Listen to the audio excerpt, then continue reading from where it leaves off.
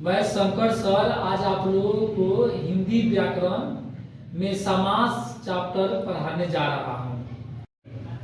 आज हम हिंदी व्याकरण के महत्वपूर्ण भाग समास के बारे में बता रहे हैं। सबसे पहले जानिए समास किसे कहते हैं। यह महत्वपूर्ण इसलिए भी है कि हर एक एग्जामिनेशन में 2-3 नंबर का आता है। क्योंकि समास किसे कहते हैं, दो पदों के मेल से बने शब्द को समास कहते हैं। समास के 7 विध होते हैं: तत्पुरुष समास, कर्मधारय समास, द्विगु समास, द्वंद्व समास, बहुव्रीहि समास, अव्ययीभाव समास और नए समास।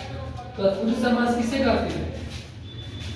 जिस समास का पहला पद संज्ञा और दूसरा पद विशेषण हो तो तत्पुरुष समास कहते हैं। जैसे राजपूत, कन्यादान, रसोई घर। कर्मधारय समास ठीक इसका उल्टा, पहला पद विशेषण हुआ, दूसरा पद संज्ञा हो। इसमें तो ये रहता है महापुरुष और नवयुग, तो समझिएगा कि कर्मधारय समास है।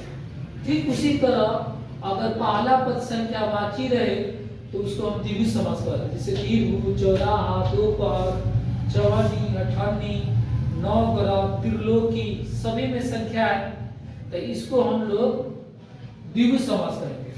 अगर दोनों पद प्रधान रहे तो उसको हम द्वंद्व समास कहते हैं। बीच में आप पहचानिएगा कैसे, इसमें हाइफन चिन्ह लगा है। और बहुव्रीहि समास, जिस समास का दोनों पद प्रधान न होकर कोई अन्य पद प्रधान हो जाए उसे हम बहुव्रीहि समास कहते हैं। जैसे पीताम्बर, नीलकंठ, दशानन। देखो पीताम्बर कह रहे हैं लेकिन पीताम्बर का मतलब विष्णु होता है। नीलकंठ शंकर जी कहते हैं, दशानन राम को कहते हैं। तो कहेंगे पूछ, अर्थ निकलेगा पूछ, तो उसको हम बहुव्रीहि समास कहते हैं।